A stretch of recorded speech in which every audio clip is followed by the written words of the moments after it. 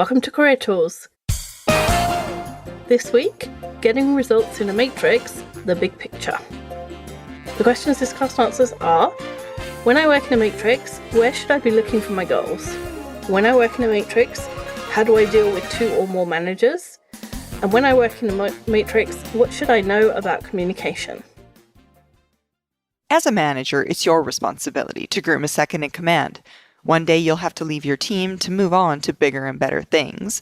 Don't leave them in the lurch. Leave them with someone who's been groomed to take over. Bringing your 2IC with you to the Effective Manager Conference is the ideal way to train them to be a Manager Tools manager. Sign up today at manager-tools.com/training and let us train them for you. Matrices are difficult to work in.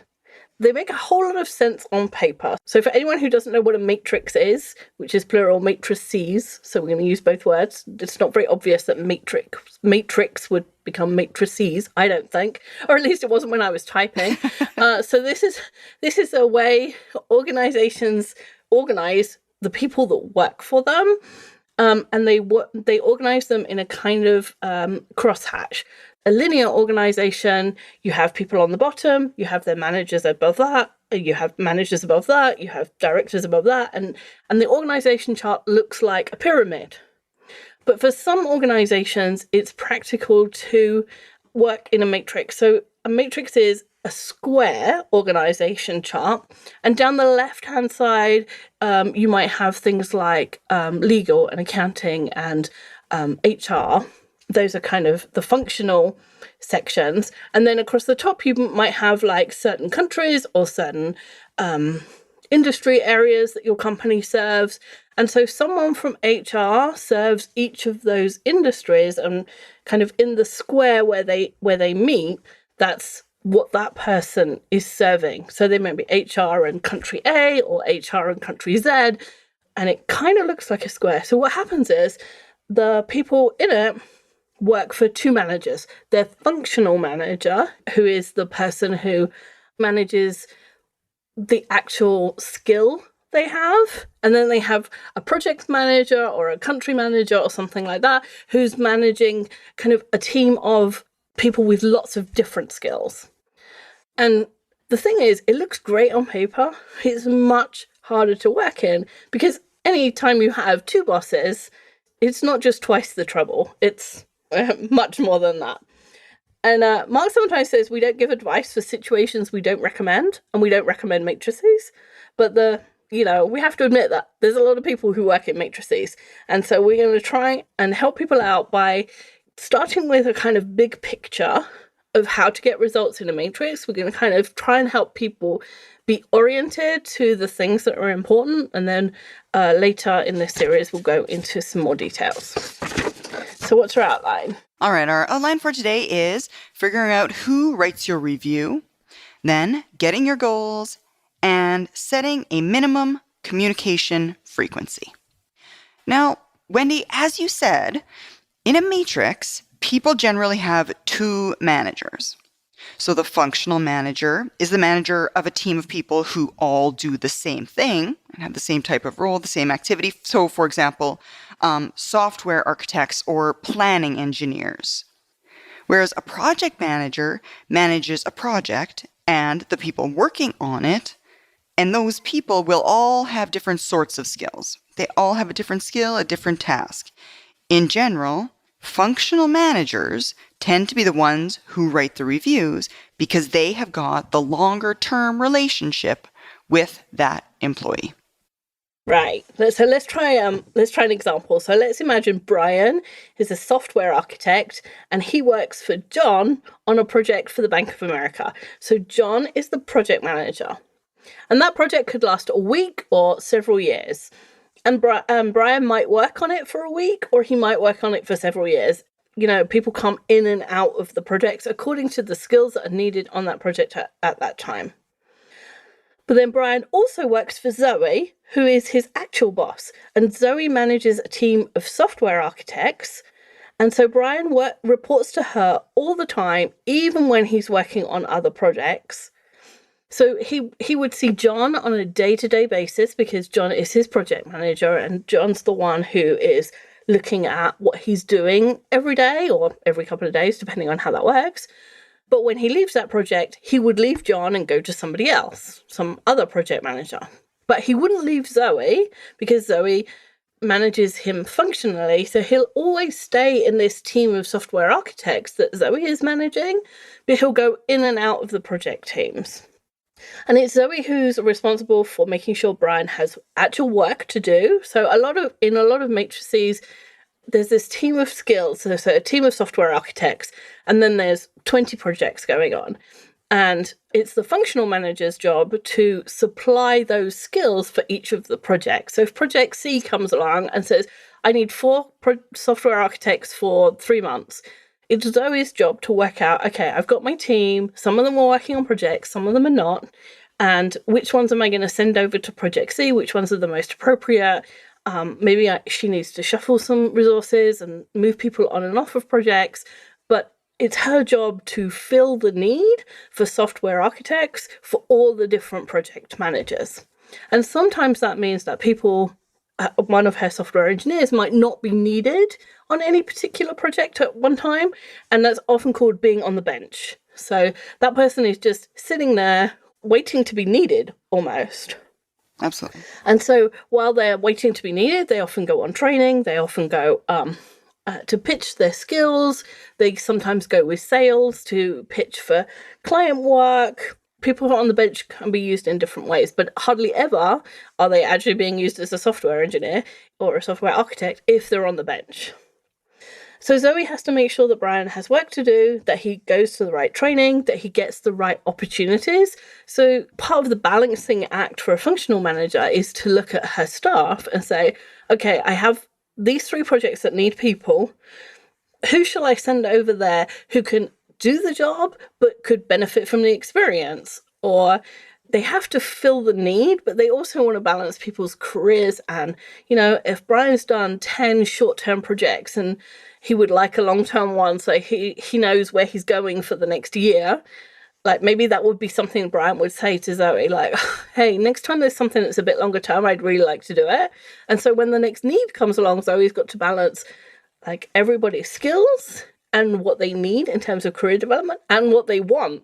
So being a functional manager is a really hard job, and we'll maybe talk about that another day. But for Brian, he has to know, I work for Zoe, but I also work for John, the project manager. And these functional managers are sometimes called career managers. And that's kind of a way to encourage directs to have a good relationship with that person. It's really easy on a day-to-day basis for Brian not to have to talk to Zoe until he comes to the end of the project. That's the only reason he would really have to talk to her. And yet Zoe, that person, is writing his review, and that person is controlling his career. And so to only speak to them when you're at the end of a project is just madness. But that's what people do. So calling them a career manager sometimes is done just to encourage people to keep a good relationship with that person. But you're absolutely right, Wendy. On a day-to-day basis, in Brian's world, John is the person he goes to, right? John is the person who tells him what meetings he needs to go to, what work he needs to work on that day, what his deadlines are in the moment. John needs to know what Brian's doing and when results are expected, because John is tracking the project itself. So without that type of information, without keeping a firm grasp on what Brian is doing, John, the project manager, can't run his project properly. So if you're Brian, you might think, why should I talk to Zoe? Like, as you said, John is the most important person in your world right now. It's kind of the squeaky wheel gets the grease. John is the squeaky wheel and so becomes the most important person, but really maybe shouldn't be. Exactly. Because, of course, Zoe is the one that is going to write Brian's review. And reviews drive performance rankings, career opportunities, raises. You said yourself, Zoe's the one who controls what projects he's going to be on next. Brian doesn't have to deliberately ignore Zoe, just not keeping her up to date on what he's doing is going to lead to an inferior relationship with her, right? It's not that he's doing anything. Just by not focusing on her as well, it will lead to a decrease in their relationship, and also an inferior review will come out of it. Right. So he needs to focus on both. People don't write you good reviews if they don't know what you've been doing. Right? Exactly. So one way to think about this is that one person has to know everything you've done for them. If you're in Brian's position, you work in a matrix, one of the people you work for has to know everything you've done for them. It's usually the project manager or the country manager or whatever. One person has to know everything you've done, and that's your functional manager or a career manager, because one person only needs to know what you've done for them for their project. Right? That's what John needs to know. But Zoe needs to know what you've done across all the projects in a year in order to write your review. She needs to know the other stuff that you've done on top of the project work. So like if you helped her out on another project and you were still working for, if you're working for one project and you're helping out with another one, right? Good score for teamwork there, right? Mm-hmm. If you went on a course for self-management or management or, any course, right? Self-development, that's on everybody's review. So if you do that, you want to make sure that your career manager knows about that. If you've been hosting lunch and learns, training others is often on people's reviews. So, those lunch and learns, your career manager needs to know about so that you get credit for it on your review.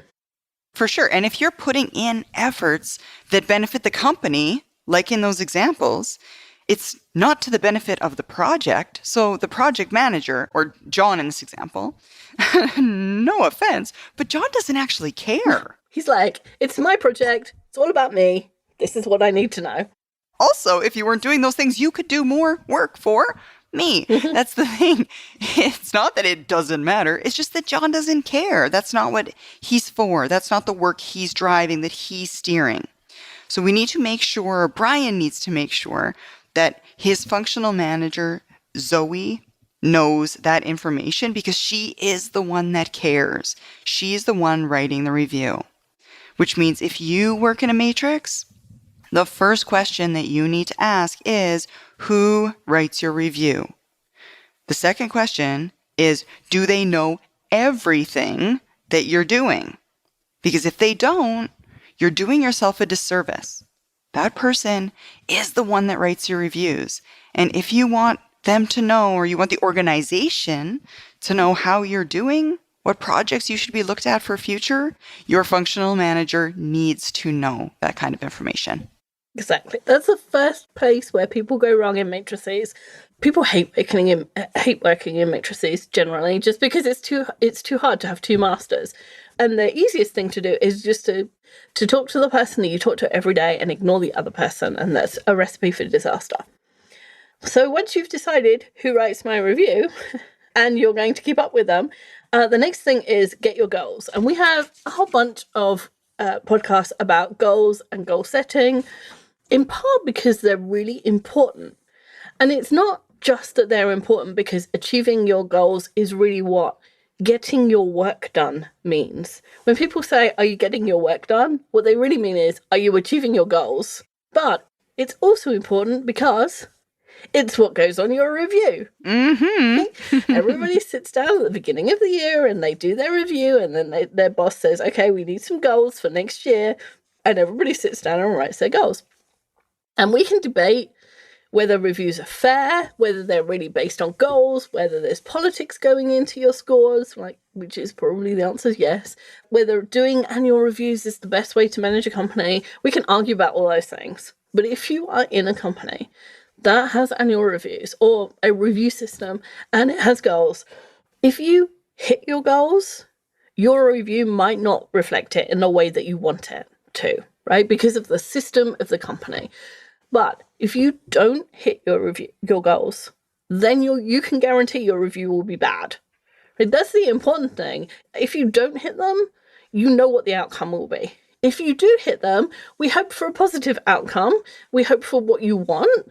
And sometimes that doesn't happen because of a million different things that are going on in an organization. But you want to hit your goals because that puts you in a much better position. Exactly. And what we end up seeing most often in matrix type organizations is that for that reason, professionals have two types of goals, right? There's the goals from the project manager, the short-term goals, the things when you say, when do you need it done? If the answer is, I need it last week, that's your project manager type of goal, right? Deadlines for those goals, for the project manager goals, are probably no more than 2 weeks out. And they're likely much shorter than that if you've got a good project manager, right? We all know every project is at risk by the length of its longest deliverable. They're giving you tasks, they're going to be very short deadlines. Whereas goals from the functional manager are usually monthly or quarterly, even annually sometimes, right? They're much longer term goals. So something like this. Let's imagine that we're part way through January right now. So a list of goals from a project manager. Project goals could look like finish sign-on module by 5 p.m. Tuesday the 16th, find bugs in customer profile module by 5 p.m. Wednesday the 17th, correct bugs in customer profile module by 5 p.m. Thursday the 18th, and smoke test customer profile module by 5 p.m. on Friday the 19th. Really short-term goals in quick succession. Whereas functional type goals could sound like attend the running a project office training session by June 31st. Mentor Samuel for the first 6 months of the year. Assist with onboarding for one student cohort by the end of the year.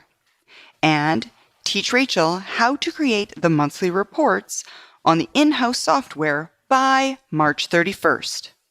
Much longer term goals, right? Some of these things you've got the entire year to accomplish, right? Or there's one here, Mentor Samuel for 6 months of the year, right? So it's longer term or more ongoing type goals would be the types of things that come from your functional manager. And here's what happens. You are working on that sign-in module that's due in 2 days, 3 days, whatever. It's very short. And it turns out to be a complete nightmare. And you work until 11 o'clock at night, and suddenly you find there's a misplaced comma in your code, and that's what's messing you up. And you're just like, oh my God, I can't believe that's what it was, because those misplaced commas drive me mental. So when Rachel says, Rachel, who you're supposed to be teaching how to do the reports, so when she says, hey, is this a good time to look at the reports? You say, no, I can't do it. I've just found what's wrong with this. I've just got today to fix it. Let's do it next month, and I'll do them this month. It will be much quicker for me to do them, and I'll show you next month. And then the next month, some other detail gets in the way. And then the next month, some other detail gets in the way. And then you're too busy with the smoke testing for the customer profile, and so you cancel your meeting with Samuel, and you rebook it for the next week, and then you rebook it again. And you book yourself onto a course, and then you cancel it at the last minute because something happens in your smoke test, it all goes wrong, and so you can't go to the course, and then you go to rebook it, and then it's not being run again this year. You know, sometimes we get that from people who are signing up to go to our public conferences. They'll say, oh, I'm in whatever city, and I need to go on training by the end of the year. And we say, yeah, we've been there 3 times, and we're not going again. We're not coming back. Until next year. So, if you need that for your annual goal, you need to travel. So when it comes to your review, all you can say to Zoe is, well, I got all my project stuff done. I fixed that customer module. I did the smoke testing. I found the bugs, whatever.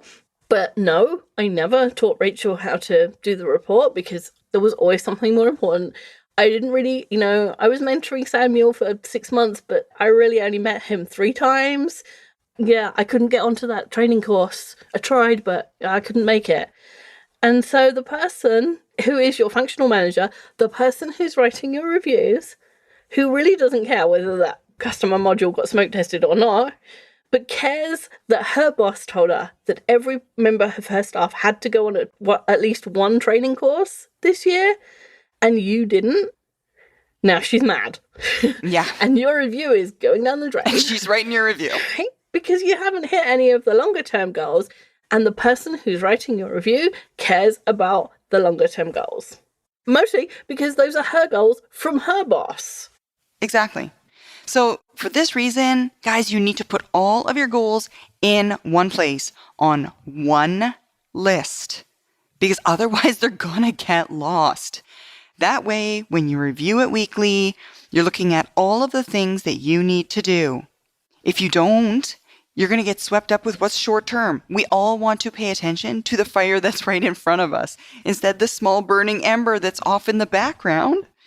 But you're going to get off track with your long-term goals if you only ever focus on the short term. Part of being a professional is being able to balance competing priorities with different timelines, being able to deal with those short-term, in-the-moment deadlines, but also at the same time tracking and maintaining those longer-term deadlines. You need to be planning your short-term in order to give you the time to be able to do your long-term. It's like your review. If you plan your short-term activities with an eye to having a week off so that you can go on that training course, things will go wrong because you're procrastinating. And sometimes you're going to have to cancel and you're going to have to reschedule. However, if you don't plan, you're never going to go on the course at all. Take it from us, people who have been there. It's going to happen. Put all of your goals on one list in one place so that you can track them. If you don't plan, it won't happen. If you plan, it may not happen. But if you don't plan, it definitely won't happen. We've talked about the person who's writing our reviews and the goals that they've set for us and making sure that we're hitting them. So there's one more kind of component to making sure that we get a good review, or it doesn't need to be a review. It's like, have a good relationship with the person who's managing our career. And that is communication frequency. And so what we want to do is set a minimum communication frequency. We'll tell you what that is in a minute. Because if you leave it to your unconscious, your communication will go the way of your goals. You end up communicating frequently with your project manager because the things that you are doing for them require frequent communication. And of course, if he's a good project manager, you're having maybe daily project meetings, stand-up, scrum, whatever you're calling them. And all that daily, hourly, minute-by-minute communication will make you feel like you're communicating a lot. And you are, just not with the right person, or at least that's the thing. Not the person who has a big impact on your career. When you think about how much am I communicating, your brain doesn't separate it by person. It just says, I did nothing today but talk to people on the phone and send emails. I must have been communicating a lot, right? Mm-hmm. But you need to look at the difference between, or at least you need to separate out the communication you're doing for each person and then look at the frequency. Exactly. And remember, that functional manager, that person that does rate review, sometimes they've got projects of their own that they're working on. They may not be project managers for clients or for specific accounts or things that are going on, but they've got things like corporate readiness training and recruitment to do. Their goals are there. They just seem different. And they forget to communicate with you too, because they're busy. And they also feel like, I have been communicating with people all day long, so to seek that one person out, I don't need to. We communicate all the time. You can't rely on someone else to be the communication driver, especially for something that's so important for you. If you don't drive the communication, you're not relying on that person to communicate with you to maintain your relationship, but you're letting that person who isn't talking to you push your career forward. That's the person that's writing your review. That's the person that's advocating for you. So if you're not going to make the effort to communicate with them, why should they make the effort to communicate with you? Why would you leave something important, so important, up to someone else? It makes no sense. Yeah, that's the person that you rely on for your career. You have to set a minimum frequency to speak with your functional manager, and you've got to get it on your task list and your calendar. And we'd suggest that you speak to that person on the phone at least weekly if you can, monthly, have a face-to-face meeting with them. Like, chances are you may be at a distance from them. Even if you're on a client site, you can go into home office for breakfast, right? Meet with your functional manager occasionally, and then show up at your client site slightly later one day that week or whatever it may be. And you can't tell us that the client expects you to be there all the time. They always do. All clients do. And they all do. And yet, consultants still come in and out on their own timetable all the time. You've got other meetings to hold. You need to take care of your career, and having a meeting, a one-on-one with your functional manager on a regular basis is the way to look out for your own best interests. And if you can't meet in person, then you have a monthly meeting on your calendar that's by phone, that's a little bit longer. So weekly, maybe you do 20 minutes, 30 minutes. We would suggest, if your boss isn't doing one-on-ones, then you might want to follow that format that we have a cast for people whose bosses aren't doing one-on-ones with them, called professional updates. You might want to look at that for an agenda.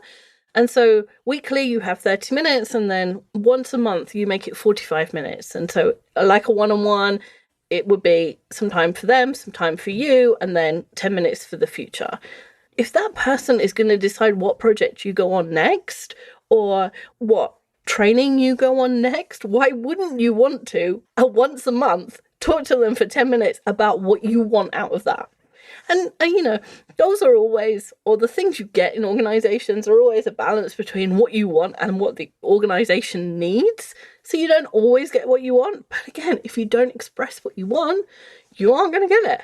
It's not exactly. And don't forget to have reviewed the goals that your functional boss has set you before those calls and be able to report on your progress. Because to Zoe, to go back to Zoe, what we had at the beginning, to Zoe, if she has 10 people who are all working on different projects, and one person once a week says, hey, I'm working on this project, this is how it's going, this is how I've met with Samuel this week, I met with Rachel and I did the handover of the reports, we're going to meet again next month and I'm going to watch her do it.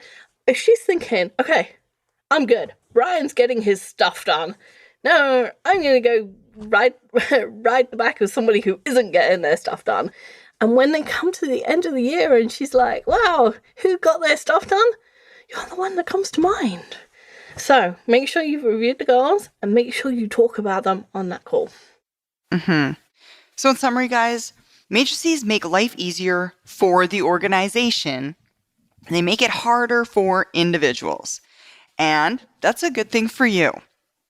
If you can be the professional who balances the relationship with both their project manager and their functional manager, who receives and achieves goals that are set by both of those managers and communicates well with both of them, you are going to stand out. Again, it's not built for the success of the individual. Many people struggle with it. So if you do a good job, you will be an oddity. You will, in the land of the blind, be the one-eyed man. And in the land of the blind, the one-eyed man is king. I did recruitment for a team that worked this way. I worked for recruitment, and then there were a bunch of functional managers, and recruitment meant helping the functional managers find people to go onto the different projects. And so many people did this so badly. We would go to the functional managers and say, hey, what's Jim doing? And they were like, oh, yeah, I don't really know. Well, is he coming to the end of the project? Can we use him over here? Well, I don't know.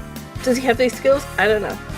It was awful, but there's a huge opportunity if you can do it well. Absolutely there is. Thanks, Sarah. Thank you, Wendy. Bye, everyone.